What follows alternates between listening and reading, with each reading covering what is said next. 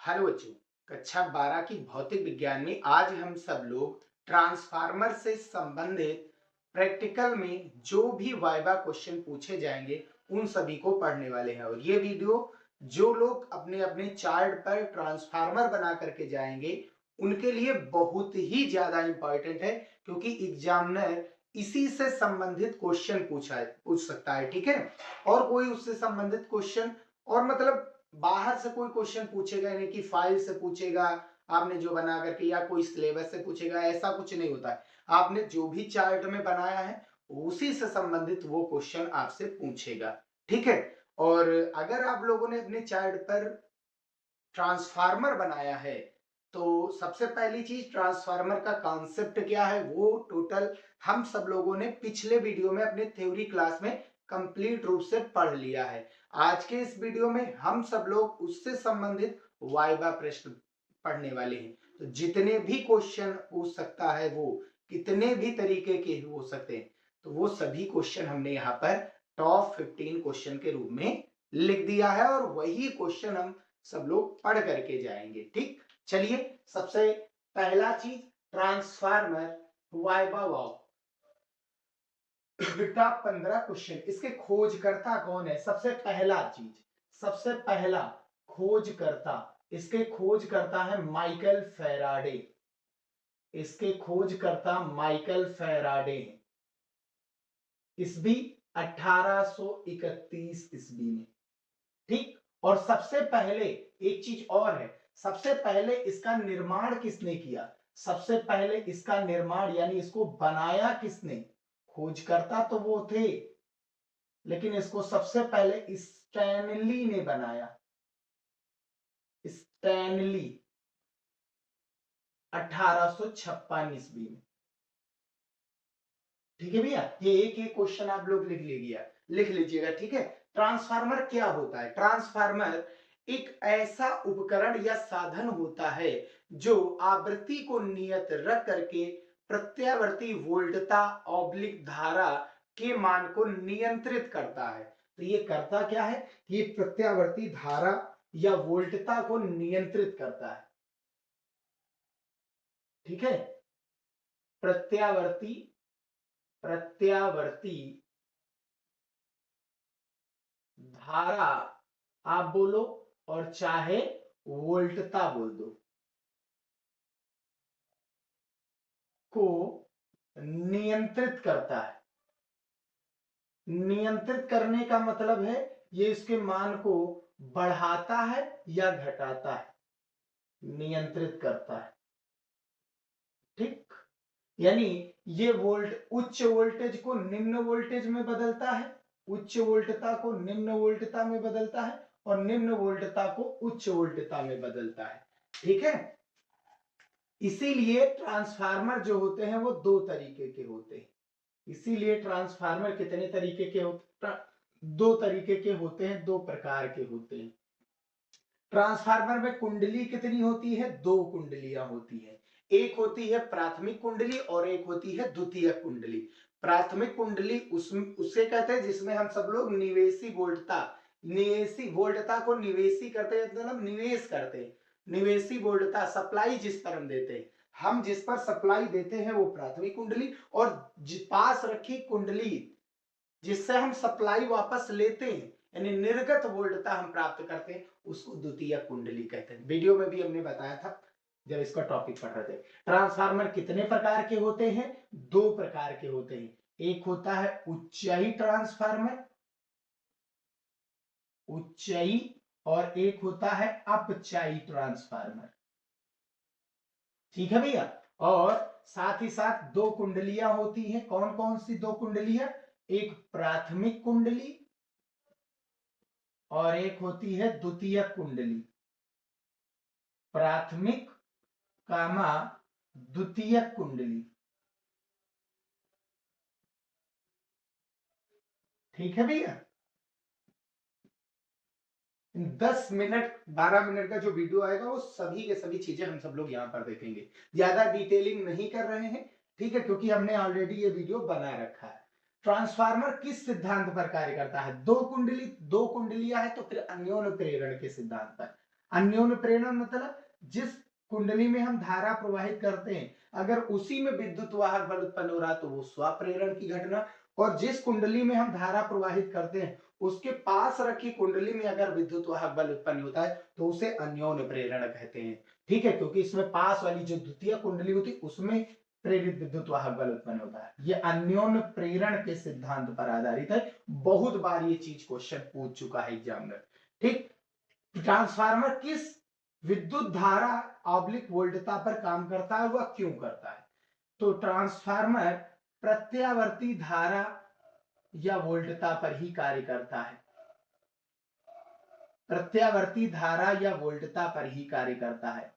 ठीक है भैया, प्रत्यावर्ती धारा या वोल्टता पर ही ये कार्य करता है और किसी चीज पर ये कार्य नहीं करता। क्यों? क्योंकि इसका मान समय के साथ बदलता रहता है, बदलता रहता है, बदलता रहता है। इसका मान नियत नहीं होता है और साथ ही साथ इसकी दिशा भी नियत नहीं होती है, और दिशा नियत नहीं होने के कारण इसकी जो आवृत्ति होती है भैया, इसकी जो आवृत्ति होती है वो शून्य नहीं होती है।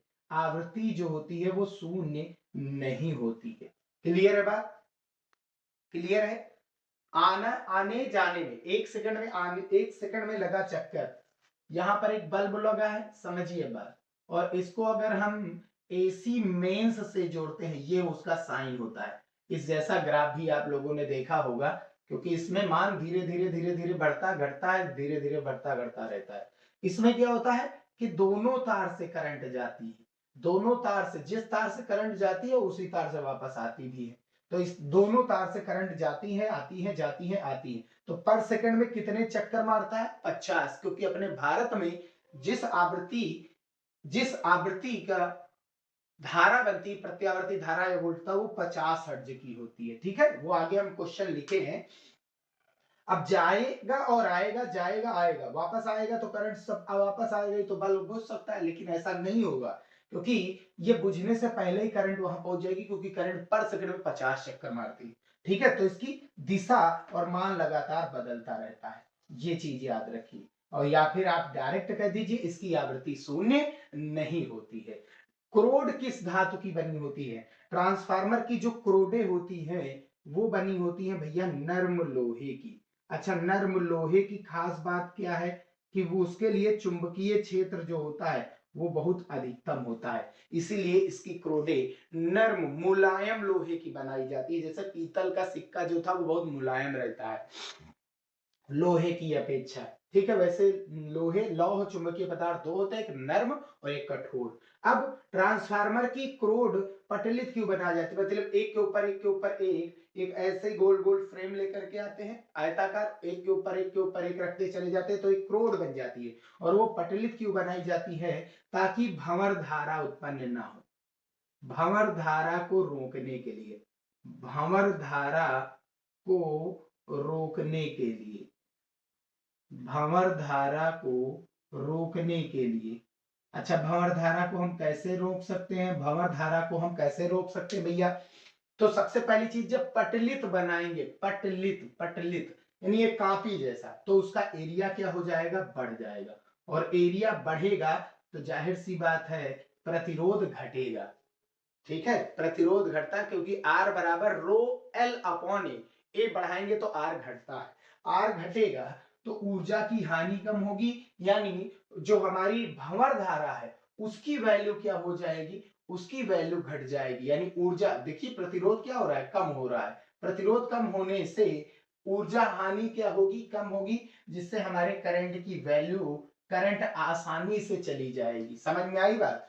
ये वो करंट नहीं है भंवर धारा, भंवर धाराएं दूसरी होती है। भंवर धारा प्रतिरोध पर डिपेंड करती है। समझ में आई बात? ये प्रतिरोध कम होगी तो जो एसी धारा है, ये कौन सी करंट है? एसी अल्टरनेटिंग करंट जो है वो वाली करंट, उसकी वैल्यू बढ़ती है। ठीक है, क्योंकि भंवर धारा क्या हो जाएगी? वो कम हो जाएगी प्रतिरोध कम होने से। ये चीज याद रखिए। ट्रांसफार्मर में उत्पन्न भंवर धारा से हानि क्या है? भंवर धारा जो होती है वो विद्युत ऊर्जा को, भाई धारा धारा अपने अंदर कौन सी ऊर्जा लिए रहती? विद्युत ऊर्जा। तो विद्युत ऊर्जा किसमें परिवर्तित होने लगती है? विद्युत ऊर्जा परिवर्तित होने लगती है ऊष्मीय ऊर्जा में। गर्म हो जाता है ट्रांसफार्मर, ठीक है, कम से कम उत्पन्न होगी तो ट्रांसफार्मर गर्म भी कम से कम होगा, तो ये विद्युत ऊर्जा को ऊष्मीय ऊर्जा में बदल देता है। अब ट्रांसफार्मर की दक्षता कितनी होती है? दक्षता का मतलब होता है ट्रांसफार्मर अपने अंदर कितना इनपुट लिया है और कितना आउटपुट दिया है, ठीक। तो जितना इनपुट अगर ले रहा है उतना ही आउटपुट दे रहा है तो उसकी दक्षता ज्यादा है। अगर इनपुट ज्यादा ले रहा है और आउटपुट कम दे रहा है तो उसकी दक्षता कम होगी। और कोई भी ट्रांसफार्मर जितना इनपुट लेता है उतना आउटपुट नहीं देता है, जितनी शक्ति ग्रहण करता है उतनी निर्गत नहीं करता है। तो इसीलिए इसकी जो दक्षता है वो 90% से अधिक ही होती है। बस ये चीज याद रखिए, 100% होती ही नहीं, 90% से अधिक होती है। और बहुत सी बुकों में ये भी लिखा है कि 90% से 98% तक होती है, ये कहता है। अब आदर्श ट्रांसफार्मर क्या होता है? एक आदर्श ट्रांसफार्मर वो ट्रांसफार्मर होता है जिसकी दक्षता 1 होती है। जिसकी दक्षता क्या होती है? 1 होती है। जिसकी दक्षता 1 होगी वो आदर्श ट्रांसफार्मर। समझ में आई बात? जितना वो इनपुट ले रहा है उतना ही आउटपुट दे रहा है। अगर 10 वाट की करंट पर सेकंड में 10 जूल वो ग्रहण कर रहा है, निवेश किया जा रहा है, तो पर सेकंड में 10 जूल ही वो निर्गत करेगा। अच्छा, एक चीज और है, ऊंचाई ट्रांसफार्मर के लिए क्या होता है? ऊंचाई ट्रांसफार्मर की जो दक्षता होती है, ऊंचाई ट्रांसफार्मर की दक्षता, उसकी जो दक्षता होती है वो 1 से अधिक। और अपचाई के लिए अपचाई ट्रांसफार्मर की जो दक्षता होती है वो 1 से कम होती है। 1 से अधिक और ये क्या होती है? 1 से कम होती है। ठीक है भैया, ये चीज याद रखिएगा। ठीक, अब आगे। ठीक भैया, तो आदर्श ट्रांसफार्मर की जो आदर्श ट्रांसफार्मर क्या है? जिसकी दक्षता 1 होती है उसे आदर्श ट्रांसफार्मर कहते हैं, ठीक है। निर्गत शक्ति बराबर निवेशी शक्ति। अब ट्रांसफार्मर का उपयोग डीसी में क्यों नहीं किया जाता है? क्योंकि जो डीसी होती है उसकी आवृत्ति क्या होती है? शून्य होती है।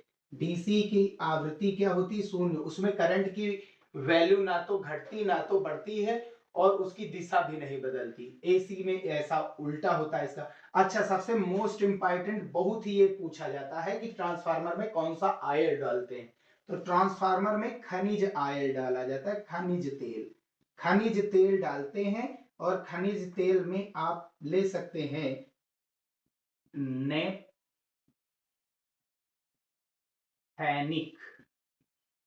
नेपथेनिक तेल डालते हैं। क्यों डालते हैं?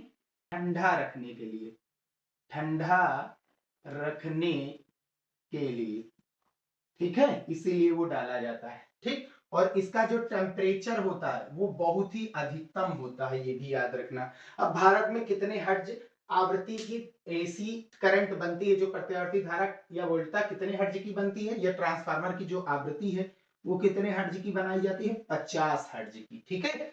तो 50 चक्कर मारती है पर सेकंड में। ट्रांसफार्मर के लिए जो सूत्र होता है या परिणमन अनुपात होता है वो कितना होता है?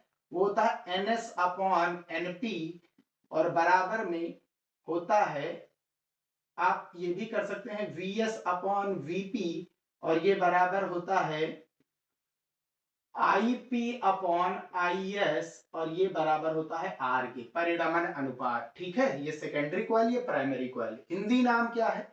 हिंदी नाम ट्रांसफार्मर का क्या है? हिंदी नाम है परिणामित्र। परिणामित्र नाम है, परिणामित्र ट्रांसफार्मर का हिंदी नाम है। ये इतनी चीजें होती है। तो इतने ही क्वेश्चन ट्रांसफार्मर से संबंधित वाइवा में पूछे जा सकते हैं, इससे बाहर एक भी क्वेश्चन नहीं आएगा। आप चार्ट पर यही अगर बना रहे हैं तो ये क्वेश्चन आप तैयार कर लीजिएगा, रट लीजिएगा, बस आपके 30 में 30 नंबर मिल जाएंगे। आपको 30 में 30 कोई रोक नहीं पाएगा, ठीक है। बस यही हम वीडियो समाप्त करते हैं। नेक्स्ट वीडियो में हम सब लोग आगे जो हाइड्रोजन स्पेक्ट्रम है उससे संबंधित वाइवा बेस्ड क्वेश्चन क्या होंगे, और सबसे पहले हम हाइड्रोजन स्पेक्ट्रम क्या होता है उसके बारे में पढ़ेंगे। तो मिलते हैं फिर भैया नेक्स्ट वीडियो में।